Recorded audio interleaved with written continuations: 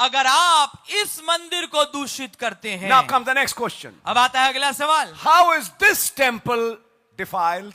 कैसे ये मंदिर दूषित हो जाता है? Turn with me to the book of Mark, मेरे साथ निकाल लीजिए मरकुस की किताब में chapter 7, उसका 7वां बाब, and we are going to read from verse 14 to 23. और हम पढ़ेंगे 14वीं से 23वीं आयत तक। Mark 7, 14 to 23. मरकुस 7, 14 से 23। And when he had called all the people unto him, he said unto them, Hearken unto me every one of you, and understand. तब उसने लोगों को अपने पास बुलाकर उनसे कहा, तुम सब मेरी सुनो और समझो। There is nothing from without a man that entering into him can defile him. But the things which come out of him, those are they that defile the man. If any man have ears to hear, let him hear.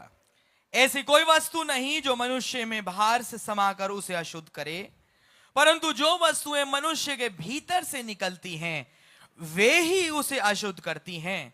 In other words, in simple words, he's saying, दूसरे शब्दों में, अगर साधारण शब्दों में कहें, वो कह रहे हैं all things that go from outside into the body don't defile a man. सारी वे चीजें जो कि बाहर से शरीर के अंदर जाती हैं वो मनुष्य को दूषित नहीं करती, But things which come out of the man. पर वो चीजें जो आदमी में से बाहर आती, मनुष्य में से बाहर आती हैं। Now the next question, where do they come out from? अब अगला सवाल ये कि वो कहां से आती हैं? They come from the soul. वो प्राण में से निकलती हैं।